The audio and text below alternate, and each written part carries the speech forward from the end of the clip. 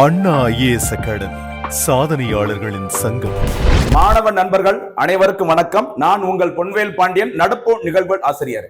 இன்றைய தினம் அக்டோபர் 29 தேதிக்குரிய நடப்பு செய்திகளை, சமீப காலங்களில் டிஎன்பிஎஸ்சி போட்டித் தேர்வுகளை எப்படிலாம் இந்த சப்ஜெக்டை தொடர்புபடுத்தி கேள்வி கேட்கிறாங்களோ அதன் அடிப்படையில் தினந்தோறும் செய்தித்தாள்கள் இடம்பெற்ற நடப்பு செய்திகளையும் சரி, சப்ஜெக்ட்ல என்ன இருக்கோ அதுவும் சரி, அதே மாதிரி அது தொடர்பான ஸ்டாட்டிக் ஜிகே எல்லாத்தையும் சேர்த்து நம்ம ஒரே வீடியோல மொத்தமாக தினந்தோறும் வழங்கிட்டு இருக்கோம். அதனால இந்த நோட்ஸ் எல்லாத்தையும் ஃபுல்லா பார்த்து ஒரு நோட்டு போட்டு எழுதிக்கோங்க. வீடியோவை ஒரு செகண்ட் கூட ஸ்கிப் பண்ணாம ஃபுல்லா பாருங்க. ஏன்னா நடுவுல அப்பப்போ சில போனஸ் கேள்விகள் கேட்போம், இறுதியாக சூப்பர் சிக்ஸ் கேள்விகளும் கேட்டுட்டு இருக்கும். தொடர்ந்து பாருங்க. கண்டிப்பாக அடுத்து வர போட்டித் தேர்வுகள் நம்ம கண்டிப்பாக ஜெயிப்பது உறுதி. ஆரம்பிக்கலாமா? இன்றைய தினத்துக்கு நடப்பு செய்திகள் அக்டோபர் 29. ஃபர்ஸ்ட் பாயிண்டா பாருங்க, ஆட்சியல் செய்திகள். ஓகேவா? நம்ம ஏற்கனவே சொல்லியிருக்கோம், நடப்பு செய்தி மட்டும் இல்லாம அது தொடர்பான சப்ஜெக்ட்ல என்ன இருக்குது, ஸ்ட்ராட்டஜிக்கு என்ன இருக்கு அப்படின்னு நம்ம பார்ப்போம் சொன்னால சூப்பரான ஒரு செய்தி. அடுத்து வர எக்ஸாமுக்கு 100% கேட்கக்கூடிய ஒரு கேள்வி பாருங்க. 8வது ஊதிய குழு, 8th பே கமிஷன், சரிங்களா? இந்த மத்திய அரசு மாநில அரசு ஊழியர்களுக்கு எவ்வளவு சம்பளம் கொடுக்கலாம், டிஏ எவ்வளவு கொடுக்கலாம் அப்படின்னு சொல்லிட்டு பரிந்துரைக்கும் அந்த குழு தான் ஊதிய குழு, சரிங்களா? இந்த ஊதிய குழுவானது எப்போது உருவாக்கப்பட்டது, தற்போது எந்த ஊதிய குழு நடைமுறை இருக்குது, அடுத்து என்ன ஊதிய குழு வரப்போகுது, அதுக்கு யார் தலைவர், எல்லாமே மொத்தமா பார்க்க போறோம். தொடர்ந்து பாருங்க. 8th பே கமிஷன் 8வது ஊதிய குழுவின் தலைவராக ஓய்வு பெற்ற உச்ச நீதிமன்றத்தின் நீதிபதி ரஞ்சனா தேசாய் பிரகாஷ் அவர்கள் நியமிக்கப்பட்டுள்ளார். ரொம்ப ரொம்ப முக்கியமான ஒரு நபர், சரியா? நிறைய விசாரணை குழுக்கள் ஆணையங்கள்ல ரஞ்சனா தேசாய் பிரகாஷ் அவர்கள் இருக்கிறாங்க. அந்த வகையில 8வது ஊதிய குழுவின் தலைவராகவும் வந்திருக்கிறாங்க ரஞ்சனா தேசாய் பிரகாஷ் அவர்கள், சரிங்களா? இந்திய பிரதமர் நரேந்திர மோடி அவர்கள் தலைமையிலான அமைச்சரவை குழு ஜனவரி 16, 2025 அன்று இந்த 8வது ஊதிய குழுவை அமைக்க ஒப்புதல் வழங்கியது. அந்த ஊதிய குழு, இந்த பே கமிஷன் அமைப்பதற்கு ஓகேவா ஒப்புதல் வழங்கியது ஜனவரி 16, 2025 அன்று. ஓகேவா? அதனைத் தொடர்ந்து 8வது மத்திய ஊதிய குழுவின் தலைவர் மற்றும் உறுப்பினர்களுக்கு பிரதமர் நரேந்திர மோடி அவர்கள் தலைமையிலான மத்திய அமைச்சரவை ஒப்புதல் வழங்கிய நாள் அக்டோபர் 28, 2025. சரிங்களா? அப்போ 8வது அந்த 8th பே கமிஷன் உருவாக்குவதற்கு ஒப்புதல் வழங்கியது ஜனவரி 26, 2025. 8வது ஊதிய குழுவின் தலைவர் உறுப்பினர்களுக்கு சரியா ஒப்புதலை வழங்கியது அக்டோபர் 28, 2025. மறக்காதீங்க, சரியாமா? ஓகே, பாருங்க. 8வது ஊதிய குழுவிற்கு ஒரு தலைவரும் 2 உறுப்பினர்களும் நியமிக்கப்படுவார்கள். 1947ஆம் ஆண்டிலிருந்து இந்திய அரசானது இதுவரைக்கும் 7 ஊதிய குழுக்களை நிறுவியுள்ளது. அப்ப இதுவரைக்கும் எத்தனை பே கமிஷன் இருக்கிறாங்க? 7. அதுல முதல் ஊதிய குழு உருவாக்கப்பட்டது 1946. எல்லாமே நம்ம பின்னாடி டீட்டெயில்ல பார்க்க போறோம், சரிங்களா? ஓகே. இறுதியாக 2014ஆம் ஆண்டில் 7வது ஊதிய குழு அமைக்கப்பட்டது. 7வது ஊதிய குழுவின் பரிந்துரைகள் ஜனவரி 2016 முதல் நடைமுறைப்படுத்தப்பட்டது. என்னடா 1947 நிறுவப்பட்டது அப்படின்னு நம்ம சொல்லிட்டு 46 சொல்ற நினைக்க வேண்டாம். அந்த முதல் ஊதிய குழு உருவாக்கப்பட்டது 46, பரிந்துரைகள் சமர்ப்பிக்கப்பட்டதுதான் 1947. கவனமா இருங்க, சரியாமா? எப்பவுமே ஒரு குழு உருவாக்கப்பட்ட பிறகு அதுக்கு அடுத்த வருஷமா அல்லது ஒரு 2 வருஷத்துக்கு அப்புறம் தான் அந்த ஊதிய குழுவின் பரிந்துரைகள் நடைமுறைக்கு வரும். கவனமா இருக்கு, சரியாமா? சரி, அடுத்து பாருங்க. இந்த 7வது ஊதிய குழுவின் பதவி காலம் டிசம்பர் 2025 முடிவடைய உள்ளதால் 8வது ஊதிய குழு உச்சநீதிமன்றத்தின் ஓய்வு பெற்ற நீதிபதி ரஞ்சனா தேசாய் பிரகாஷ் அவர்கள் தலைமையில் உருவாக்கப்பட்டுள்ளது. ரொம்ப ரொம்ப முக்கியமானது, சரிங்களா? பாருங்க. இது தவிர தலைவர் வந்துட்டு ரஞ்சனா தேசாய் பிரகாஷ் அவர்கள். இது தவிர ஐஏஎஸ் அதிகாரியும் மத்திய பெட்ரோலியத்துறை செயலருமான பங்கஜ் ஜெயின் அவர்கள் இந்த 8வது ஊதிய குழுவின் செயலாளராக நியமிக்கப்பட்டுள்ளார். சரி, செக்ரட்டரி. ஓகேவா? அடுத்து Indian institute of management Bengaluru, சரியா, பேராசிரியர் புலாக் கோஷ் அவர்கள் இந்த 8வது ஊதிய குழுவின் பகுதி நேர உறுப்பினராக நியமிக்கப்பட்டுள்ளார். அப்ப முக்கியமானது 8வது ஊதிய குழுவின் தலைவர் உச்ச நீதிமன்றத்தின் ஓய்வு பெற்ற நீதிபதி ரஞ்சனா தேசாய் பிரகாஷ் அவர்கள். யாரு செயலாளர்மா? பங்கஜ் ஜெயின் அவர்கள். பார்ட் டைம் மெம்பர், பகுதி நேராக இருப்பவர் யாரு? பேராசிரியர் புலாக் கோஷ் அவர்கள். ரொம்ப ரொம்ப முக்கியமானதுமா. அடுத்த 10 வருஷத்துக்கு இது கரண்ட் அஃபேர்ஸா தான் இருக்கும், சரியா? அதுக்காக சொல்றேன், கவனமா இருங்க. சரி, அடுத்து இந்த குழு நியமிக்கப்பட்ட நாளிலிருந்து 18 மாதங்களுக்குள் தனது பரிந்துரைகளை மத்திய அரசிடம் சமர்ப்பிக்க வேண்டும். எவ்வளவு அந்த நம்முடைய ஊதியத்தை அதிகரிக்கலாம் அந்த மாதிரி எல்லா பரிந்துரைகளும் எத்தனை மாதங்களுக்குள்ள? 18 மாதங்களுக்குள் மத்திய அரசிடம் தன்னுடைய பரிந்துரைகளை வழங்க வேண்டும் அப்படின்னு சொல்லியிருக்கிறாங்க. முக்கியமான ஒரு ஏரியா இது, சரியா? சரி, அப்போ ரஞ்சனா தேசாய் பிரகாஷ் அவர்கள் அவங்க தொடர்புடைய செய்தியை பார்க்கலாம். தற்போது இந்திய பிரஸ் கவுன்சிலின், சரியா, பிரஸ் கவுன்சில் ஆஃப் இந்தியா சொல்லுவாங்க, இந்திய பிரஸ் கவுன்சிலின் தலைவராக உள்ளாங்க ரஞ்சனா பிரகாஷ் தேசாய் அவர்கள். சரிங்களா? ஓகே. இதுக்கு முன்னாடி ஜம்மு காஷ்மீர் யூனியன் பிரதேச எல்லை நிர்ணய ஆணையம், உத்தரகாண்ட் மாநில பொது சிவில் சட்ட வரைவை தயாரித்த நிபுணர் குழு உள்ளிட்ட மத்திய அரசின் முக்கிய குழுக்களுக்கு ரஞ்சனா தேசாய் பிரகாஷ் அவர்கள் தலைமை தாங்கி இருக்கிறாங்க. முக்கியமான செய்தி பாத்துக்கோங்க. அதாவது ஜம்மு காஷ்மீர், ஓகேவா, ஜம்மு காஷ்மீர், லடாக் இரண்டுமே தனித்தனி யூனியன் பிரதேசங்களா பிரிக்கப்பட்ட ஆண்டு 2019. அறிவிக்கப்பட்டது ஆகஸ்ட் 5, 2019. நடைமுறைக்கு வந்தது அக்டோபர் 31, 2019. இவ்வாறு ஜம்மு காஷ்மீரும் லடாக்கும் இரண்டாக பிரிக்கப்பட்ட பிறகு, சரிங்களா, ஜம்மு காஷ்மீர்ல சரி லடாக்ல சரி எத்தனை எம்பிக்கள் மற்றும் எம்எல்ஏக்கள் இருக்கலாம் அப்படின்னு சொல்லிட்டு அந்த தொகுதிகளை, சரியா, எல்லைகளை மறு வரையறை செய்வதற்காக அமைக்கப்பட்ட குழுவின் தலைவர், ஜம்மு காஷ்மீர் ரீஆர்கனைசேஷன் சொல்லுவாங்கல்ல, அந்த தொகுதி மறுவரை குழுவின் தலைவராக இருந்தவர் ரஞ்சனா தேசாய் பிரகாஷ் அவர்கள். சரிங்களா? இது தவிர யூனிஃபார்ம் சிவில் கோடு சொல்லுவாங்கல்ல, இந்தியாவிலே முதல் முறையாக இந்த பொது சிவில் சட்டத்தை செயல்படுத்திய முதல் இந்திய மாநிலம் உத்தரகாண்ட். அந்த உத்தரகாண்ட் மாநில பொது சிவில் சட்ட வரைவை தயாரித்த நிபுணர் குழு, அதிலையும் இடம்பெற்றிருக்கிறாங்க ரஞ்சனா தேசாய் பிரகாஷ் அவர்கள். சரிங்களா? ஓகேவா? அதனைத் தொடர்ந்து தற்போது 8வது ஊதிய குழுவின் தலைவராக வந்திருக்கிறாங்க ரஞ்சனா தேசாய் பிரகாஷ் அவர்கள். தவிர்க்க முடியாத ஒரு பெயரா இருக்கும். அடிக்கடி செய்திகள்ல கண்டிப்பா இவங்களோட பேர் வந்துட்டே இருக்கும். நோட் பண்ணிட்டே இருங்க. சரியாமா? அடுத்து பாருங்க, ஊதிய குழுக்கள். சரிங்களா? இந்தியாவில் எத்தனை பே கமிஷன் அமைச்சிருக்கிறாங்க, அது எந்த பே கமிஷன் எந்த ஆண்டு உருவாக்கப்பட்டது, அவருடைய தலைவர்கள் யார் அப்படிங்கறத பார்க்கலாம். சரியா? ஃபர்ஸ்ட் பே கமிஷன், இந்த முதல் ஊதிய குழு, சரியா, யாரு தலைமையில் உருவாக்கப்பட்டது அப்படின்னு சொல்லி பாருங்க. ஸ்ரீனிவாச வரதாச்சாரியார், பெரும்பாலும் உச்ச நீதிமன்றத்தின் ஓய்வு பெற்ற நீதிபதி தலைமையில உருவாக்குவாங்க. ஸ்ரீனிவாச வரதாச்சாரியார் தலைமையில் ஜனவரி 1946 அன்று நிறுவப்பட்டது முதல் ஊதிய குழு. சரிங்களா? அதனைத் தொடர்ந்து மே 1947, இதை நம்ம ஏற்கனவே சொல்லியிருந்தோம். சரியா? உருவாக்கப்பட்டது 46. மே 1947 தனது அறிக்கையை இந்திய இடைக்கால அரசாங்கத்திடம் சமர்ப்பித்தது யாரு தலைமையிலான முதலாவது ஊதிய குழு? ஸ்ரீனிவாச வரதாச்சாரியர் அவர்கள் தலைமையிலான முதல் ஊதிய குழு. சரிங்களா? அப்ப உருவாக்கப்பட்டது 1946, மறக்காதீங்க. அறிக்கை சமர்ப்பித்தது தான் 1947. சரிங்களா? அடுத்து செகண்ட் பே கமிஷன், இரண்டாவது ஊதிய குழு, உருவாக்கப்பட்டது 1957 ஆகஸ்ட். அறிக்கை சமர்ப்பிப்பு செஞ்சது எப்பன்னு பாத்தீங்கன்னா 1959ஆம் ஆண்டு. 2 ஆண்டுகளுக்கு பிறகுதான் தன்னுடைய அறிக்கையை சப்மிட் பண்ணாங்க, எவ்வளவு அந்த ஊதியத்தை அதிகரிக்கலாம் அப்படிங்கிற மாதிரி. சரியா? அடுத்து இதன் தலைவராக இருந்தவர் யாரும் பாருங்க, ஜெகநாத் தாஸ் அவர்கள். சார், ஜெகநாத் தாஸ் அவர்கள் தான் 2வது ஊதிய குழுவின் தலைவர். அடுத்ததாக தேர்ட் பே கமிஷன் பாருங்க, 3வது ஊதிய குழு, உருவாக்கப்பட்டது 1970. தன்னுடைய அறிக்கை சமர்ப்பிப்பு செஞ்சது எப்பன்னு பாத்தீங்கன்னா மார்ச் 1973. 70ல உருவாக்கிட்டு 73ல தான் அவருடைய ரிப்போர்ட் வந்து சப்மிட் பண்றாங்க. ஓகேவா? இதன் தலைவராக இருந்தவர் யாரும் பாருங்க, ரகுபர் தயாள் அவர்கள். ரகுபர் தயாள் அவர்கள். அடுத்து ஃபோர்த் பே கமிஷன், 4வது ஊதிய குழு, உருவாக்கப்பட்டது 1983ஆம் ஆண்டு. இதனுடைய தலைவராக இருந்தவர் யாரும் பாருங்க, பி.என். சிங்கால். பின்னாடி பி.என். கிருஷ்ணா அப்படிங்கிற ஒரு பெயர் வரும். இங்க நம்ம பார்க்க போறது பி.என். சிங்கால் அவர்கள் 4வது ஊதிய குழுவின் தலைவர். அடுத்ததாக 5வது ஊதிய குழு, ஃபிஃப்த் பே கமிஷன், உருவாக்கப்பட்டது 1994ஆம் ஆண்டு உருவாக்கப்பட்டது. இதனுடைய தலைவராக இருந்தவர் யாருமா, எஸ். ரத்னவேல் பாண்டியன். சரியா? பொன்வேல் பாண்டியன் மாதிரி இது வந்து எஸ். ரத்னவேல் பாண்டியன். கவனமா இருங்க. அடுத்து 6வது ஊதிய குழுவின் தலைவர், இதுதான் ரொம்ப முக்கியமானது. கவனமா இருங்க. 6வது 7வது ரொம்ப முக்கியமானது. சரிங்களா? 6வது ஊதிய குழு உருவாக்கப்பட்ட ஆண்டு 2006ஆம் ஆண்டு. சரிங்களா? பாருங்க, கரெக்டா கிட்டத்தட்ட 10 ஆண்டுகளுக்கு ஒரு முறை வரும். சரிங்களா? ஒரு ஊதிய குழு எப்போ உருவாக்கப்படும்? பொதுவாக 10 ஆண்டுகளுக்கு ஒரு முறை உருவாக்கப்படும். கவனமா இருங்க. அதோட பரிந்துரைகள் அடுத்த 10 வருஷத்துக்கு செயல்பாட்டில் இருக்கும். அதான் அதற்குரிய அர்த்தம். சரிங்களா? சரி, சிக்ஸ்த் பே கமிஷன் உருவாக்கப்பட்டது 2006.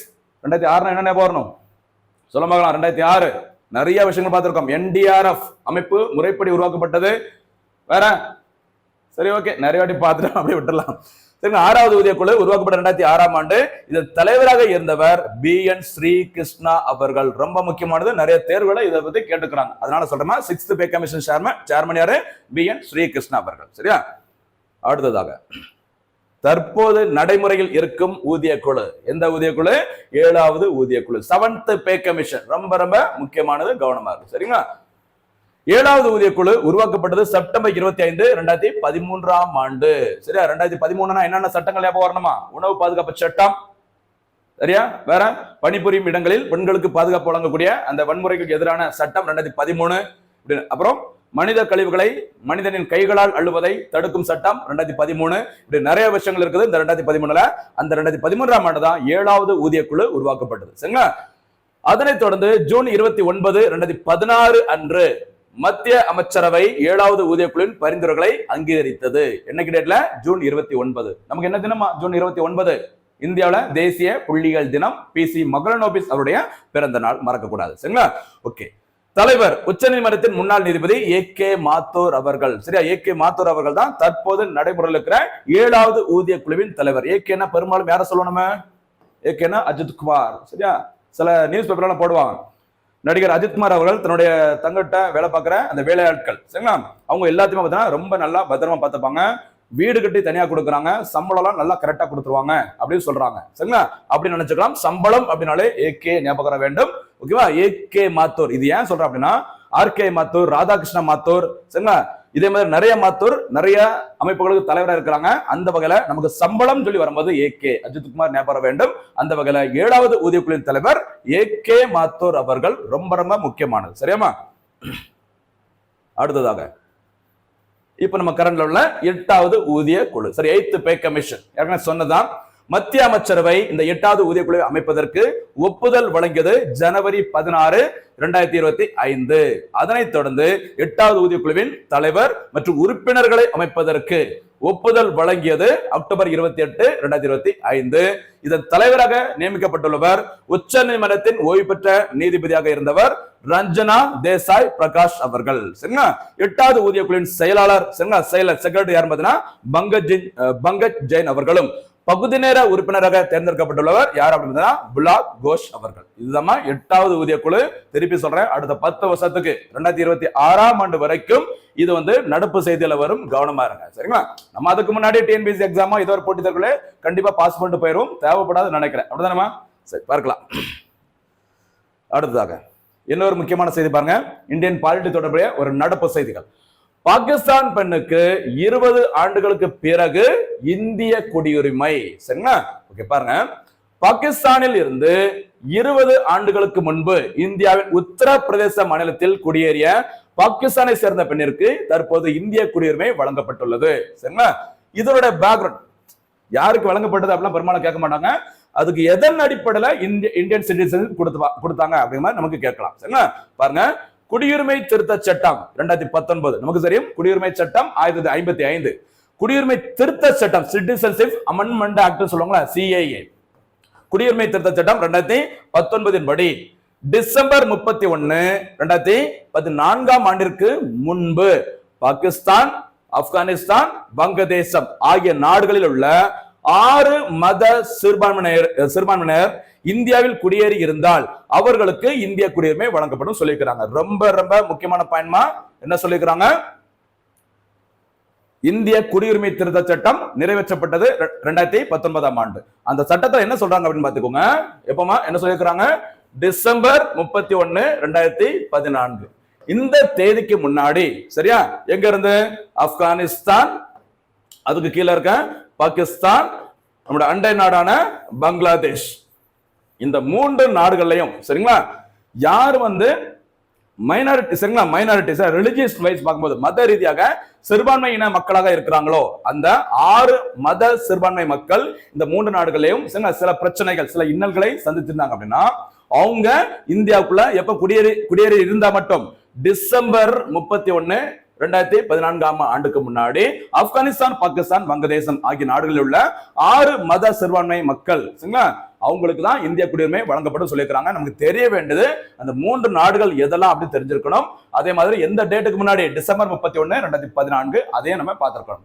அதே மாதிரி இந்த 6 சிறுபான்மையின மக்கள் யாரு அப்படிங்கிறத தெரிஞ்சிருக்கணும். இதுல யார் கிடையாது எக்ஸப்ட் யாருன்னு பார்த்தீங்கன்னா முஸ்லிம். சரியா? ஏன்னா அந்த 3 நாடுகளும் என்ன நாடுகள்மா? முஸ்லிம்கள் அதிகமா இருக்கிற அந்த முஸ்லிம் நாடுகள் அப்படி சொல்றதுனால முஸ்லிம்கள் அல்லாத, சரியா, மத சிறுபான்மையினர் ஒரு 6 குரூப். ஓகேவா? யாரெல்லாம்? இந்துக்கள், சீக்கியர்கள், கிறிஸ்தவர்கள், சரியா, ஜெயின் சமூகத்தினர், பார்சி இனத்தவர்கள், இந்த மாதிரி ஒரு 6 மத சிறுபான்மை மக்களுக்கு இந்திய குடியுரிமை வழங்கப்படும் அறிவிச்சிருந்தாங்க. இதன் அடிப்படையில் தான் 20 ஆண்டுகளுக்கு முன்பு, சரியா, இந்தியாவில் எந்த மாநிலத்துல உத்தரப்பிரதேசத்தில் குடியேறிய பாகிஸ்தானை சேர்ந்த ஒரு பெண்ணிற்கு சமீபத்தில் இந்திய குடியுரிமை வழங்கப்பட்டுள்ளது. இப்படிதான் கேள்வி கேட்கிறாங்கம்மா. ரொம்ப முக்கியமான நடப்பு செய்தியா இருக்கும். அது தொடர்பான ஒரு சப்ஜெக்டா இருக்கலாம். கவனமா இருங்க. எல்லா விஷயத்தையும் ஒண்ணு கூடாம எல்லாமே தேடி தேடி பார்த்து உங்களுக்காக தொகுத்து வழங்கிட்டு இருக்கும். கண்டிப்பா நம்ம போடுற எஃபர்ட் உங்களுக்கு புரியும் நினைக்கிறேன். சரிங்களா? நல்ல கேள்விகளுக்கு பதில் சொல்லுங்க. ஓகேவா? நல்லா என்கரேஜ் பண்ணுங்க. நல்லா, ஏன்னா அந்த அளவுக்கு எஃபர்ட் போட்டு இருக்கிறோம். ஒவ்வொரு நாளைக்கும் 4-5 மணி நேரம் நடப்பு செய்திகள், ஒரு 20 நிமிஷம் ஒரு 30 நிமிஷம் நடப்பு செய்திகளுக்காக அவ்வளவு நேரம் உங்களுக்காக ஒதுக்கிட்டு இருக்கும். சரிங்களா? அவ்வளவு பேர் உட்கார்ந்து ஒர்க் பண்ணிட்டு இருக்கோமா? சரிங்களா? அதனால கொஞ்சம் என்கரேஜ் பண்ணுங்க. என்கரேஜ் பண்றதுன்னா நல்லா அந்த எல்லா கேள்விகளுக்கும் சிறப்பான முறையில பதில் சொல்லுங்க. அது போதும். ஓகேவா? அடுத்த செய்தி பார்க்கலாம். சுற்றுச்சூழல் தொடர்பான ஒரு செய்தி பாருங்க. ராம்சார் தலங்கள், சதுப்பு நிலங்கள். சரியா? ராம்சார் தலங்கள் என்ன, சதுப்பு நிலங்கள் என்ன? சரியா? ரெண்டுமே ஒரே மாதிரி சில இடங்களை போட்டிருப்பாங்க. ஆனா ரெண்டுக்கும் ஒரு சின்ன வேறுபாடு இருக்குது. இன்றைய தினத்துல எதற்காக இது நியூஸ் பேப்பர்ல வந்திருக்கு அப்படிங்கறதை நம்ம பார்க்கலாம். பாருங்க. சதுப்பு நிலங்கள் என்பது பொதுவான ஒரு வகை ஈர நிலம், வெட்லேண்ட். சரியா? ஒரு வெட்லேண்ட். சதுப்பு நிலங்கள் என்பது ஒரு பொதுவான ஒரு வகை ஈர நிலம், வெட்லேண்ட் ஆகும். ராம்சார் தலங்கள் என்பது சர்வதேச முக்கியத்துவம் வாய்ந்த ஈர நிலங்களின் ஒரு குறிப்பிட்ட வகை ஆகும். என்ன சொல்லிக்கிறாங்க? சதுப்பு நிலம் அப்படின்னா ஒரு வகை ஈர நிலம். சரிங்களா? ராம்சார் தலங்கள் என்பது சர்வதேச அளவுல அங்கீகரிக்கப்பட்ட ஈர நிலங்கள். அவ்வளவுதான், ரெண்டுக்குள்ள வித்தியாசம். சரிங்களா? இது ராம்சார் மாநாட்டின் கீழ் பாதுகாக்கப்படும் ஈர நிலங்களுக்கு வழங்கப்படும் ஒரு சிறப்பு பெயராகும். சரி, அந்த ராம்சார் அப்படிங்கிறது சரிங்களா? ஞாபகம், ராம்சார் அப்படிங்கிறது எந்த நாட்டில் அமைந்துள்ளது? ஈரான் நாட்டில் அமைந்துள்ள ஒரு இடம். சரி, ஒரு பிளேஸ். ராம்சார் அப்படின்னு ராம் லட்சுமணன் அப்படின்னு சொல்லிட்டு இந்தியாவில் நினைச்சிடக்கூடாது.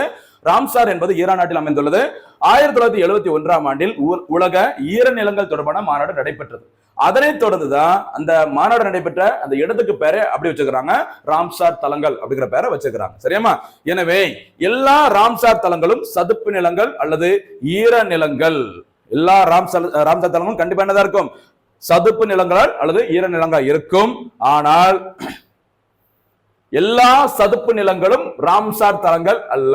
தமிழ்ல கூட கேட்கலாம், கவனமா இருங்க. சரியா?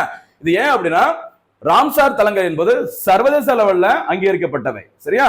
அதனாலதான் இந்த சதுப்பு நிலங்கள், எல்லா சதுப்பு நிலங்களும் ராம்சார் தலங்கள் அல்ல அப்படின்னு சொல்லிக்கிறாங்க. கவனமா இருங்க. சரிங்களா? ராம்சார் தலங்கள் என்பவை சர்வதேச முக்கியத்துவம் வாய்ந்த ஈர நிலங்கள் ஆகும். சரியா? அவை இப்ப தமிழ்நாடு தொடர்பான செய்தி பாருங்க.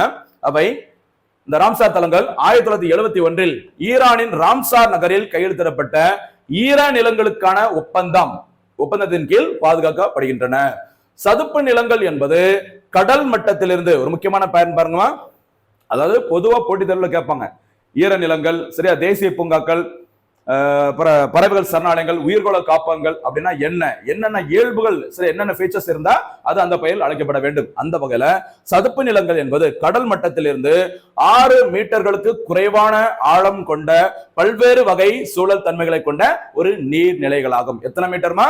6 மீட்டர்களும் குறைவான ஆழம் கொண்ட பல்வேறு வகையான சூழல் தன்மைகளை கொண்ட நீர்நிலைகள். அதுக்கு பேர் தான் சதுப்பு நிலங்கள். சரிங்களா?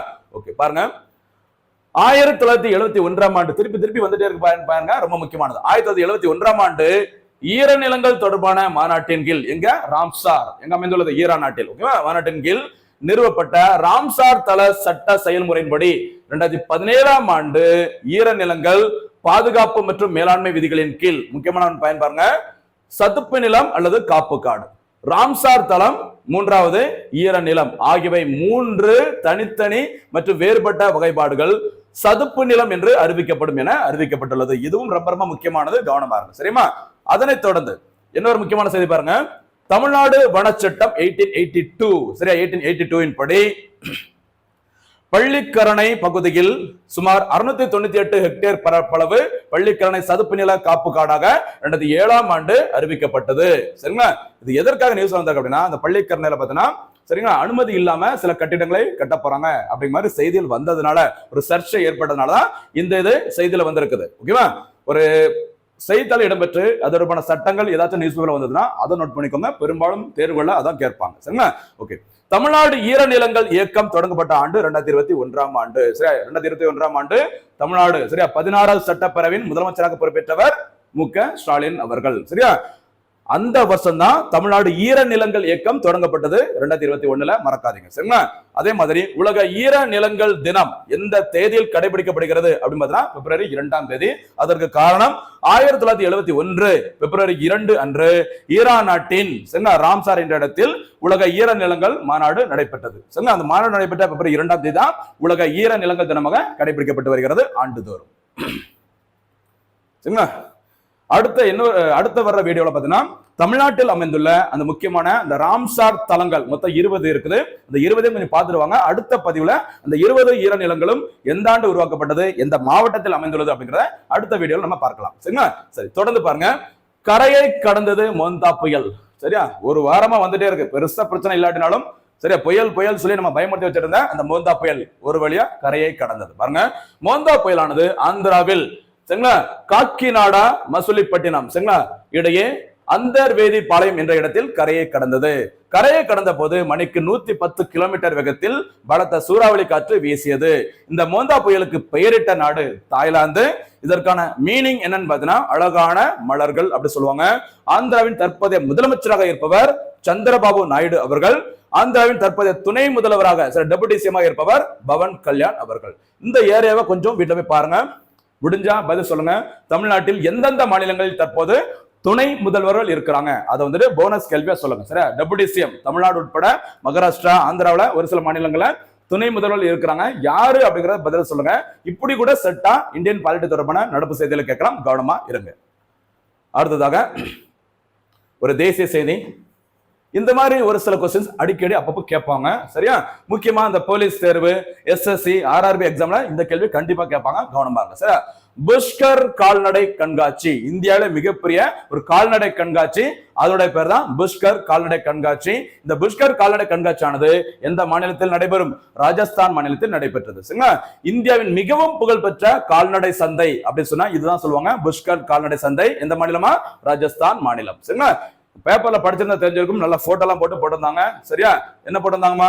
ஒரு குதிரை. சரியா? பாக்குறதுக்கு சரியா நம்ம கலர்ல தான் கிட்டத்தட்ட ஒரு குதிரை இருந்தது. அந்த குதிரையோட ரேட்டு ஏலத்துல எவ்வளவு போச்சுது? 15 கோடி. நம்மள 1 கோடியை பாக்குறதே அவ்வளவு கஷ்டம். அந்த குதிரையோட ரேட்டு 15 கோடி. சரியா? அதுக்கப்புறம் ஒரு எரும மாடு. சரியா? ஒரு எரும மாடு ரேட்டு பாத்தீங்கன்னா 23 கோடி. அப்போ இந்த கண்காட்சி எவ்வளவு முக்கியத்துவம் வாய்ந்தது, அப்ப எந்த அளவுக்கு அமௌண்ட் ரொட்டேஷன் ஆகும் அப்படிங்கறத பார்த்துக்கோங்க. சரியா? ஒரு எரும மாட்டுக்கு 23 கோடி. சரிங்களா? ஒரு குதிரைக்கு 15 கோடி. ஏலத்தில் விடுவிக்கப்பட்ட இடம் இந்த புஷ்கர் கால்நடை கண்காட்சி. அதனால உலக புகழ் வாய்ந்தது இந்த இடம். சரிங்களா? சரி, ராஜஸ்தான் அப்படின்னாலே நமக்கு தெரிய வேண்டியது முக்கியமான ஒரு இடம் பொக்ரான். பொக்ரானில் இந்தியா 2 முறை அணுகுண்டு பரிசு நடத்துக்கிறாங்க. அதுல ஒண்ணு 1974, அடுத்து 1998. முதல் அணுகுண்டு பரிசோதனை நடைபெறும் பொழுது இந்தியன் பிரதமராக இருந்தவர் யாருமா? இந்திரா காந்தி அம்மையார் அவர்கள்.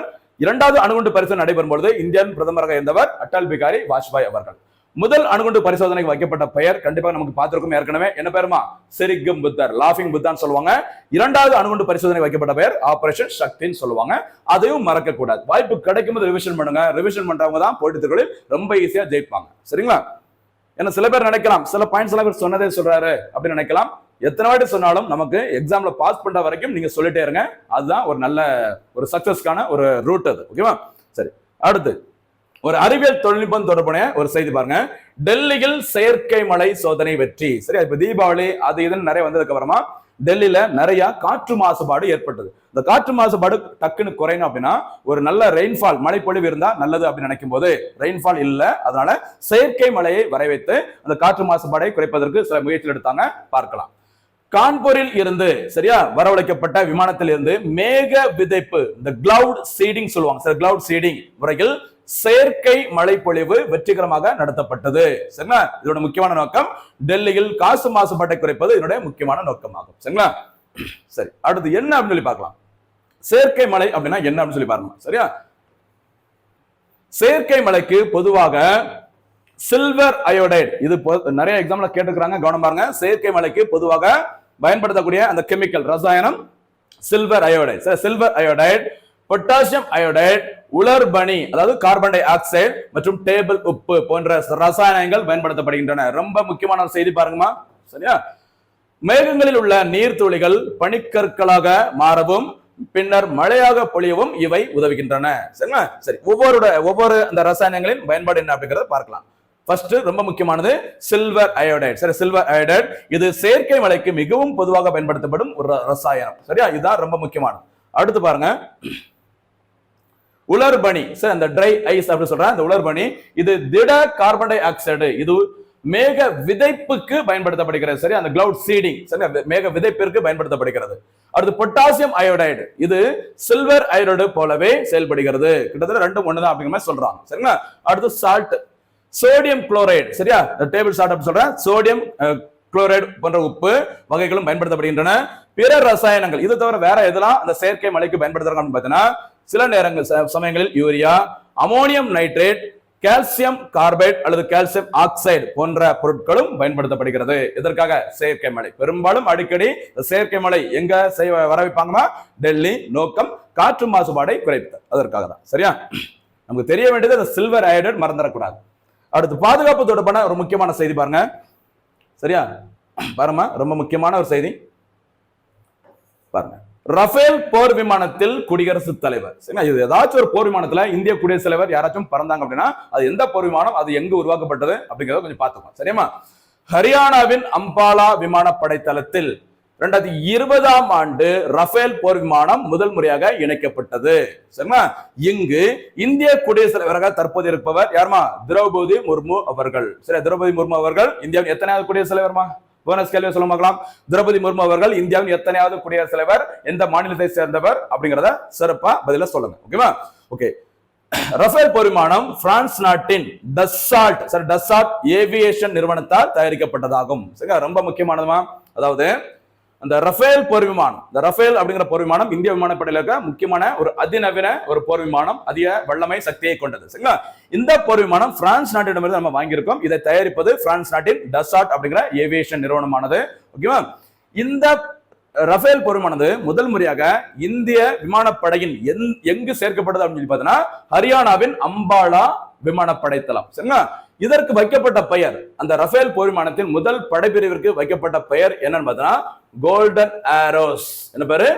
கோல்டன் ஆரோஸ், தங்க அம்புகள். ஓகேவா?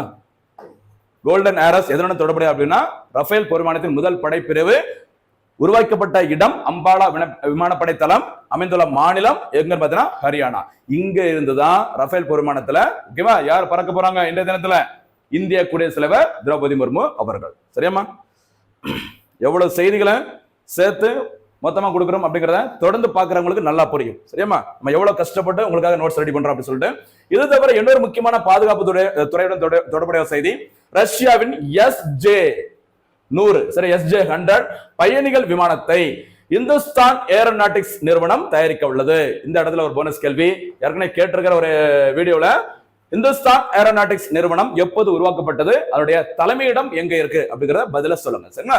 அப்ப ரஷ்யாவில் உள்ள அந்த SJ-100 அப்படிங்கிற பயணிகள் விமானத்தை இந்தியாவில் தயாரிக்க உள்ள நிறுவனம் இந்துஸ்தான் ஏரோநாட்டிக்ஸ் நிறுவனம். சரிங்களா, இதன் மூலம் பயணிகள் விமானம் முதல் முறையாக இந்தியாவில் முழுமையாக தயாரிக்கப்பட உள்ளது. 100% முழுமையாக ஒரு பயணிகளுக்கான விமானத்தை இந்தியாவில் தயாரிக்க உள்ள நிறுவனம் இந்துஸ்தான் ஏரோநாட்டிக்ஸ் நிறுவனம். அந்த விமானத்தின் பெயர் SJ-100. சரிங்களா? ஓகே. இந்த SJ பயணிகள் 100 பயணிகள் விமானமானது உதான் திட்டத்தை செயல்படுத்த மிகவும் பயனுள்ளதாக இருக்கும். இது கடந்த வீடியோவில் நம்ம பார்த்திருப்போம். உதான் திட்டம்ங்கிறது இந்தியாவில் எங்கெல்லாம் விமான சேவை இணைப்பு சரியா இல்லையோ அது எல்லாத்தையும் இணைக்கிறதுக்காக 2016ஆம் ஆண்டில் தொடங்கப்பட்ட திட்டம் தான் இந்த உதான் திட்டம். இந்த திட்டத்தை வெற்றிகரமாக செயல்படுத்துவதற்கு இந்த பயணிகள் விமானம் ரொம்ப பயனுள்ளதாக இருக்கும் அப்படிங்கிற மாதிரி சொல்லியிருக்கிறாங்க. சரியாமா? அடுத்து திட்டங்கள். கிரேட் நிக்கோபார் திட்டம் ரொம்ப ரொம்ப முக்கியமான ஒரு திட்டம் பாருங்க. கிரேட் நிக்கோபார், அந்தமான் நிக்கோபார். சரி, அந்தமான் நிக்கோபார், அதுல நிறைய நகரங்கள் இருக்கும். ஜியோகிராபி படிக்கும் நீங்க படிச்சிருப்பீங்க. அதுல முக்கியமான ஒரு பகுதி கிரேட் நிக்கோபார். சரி, பெரிய நிக்கோபார் சொல்லுவாங்க.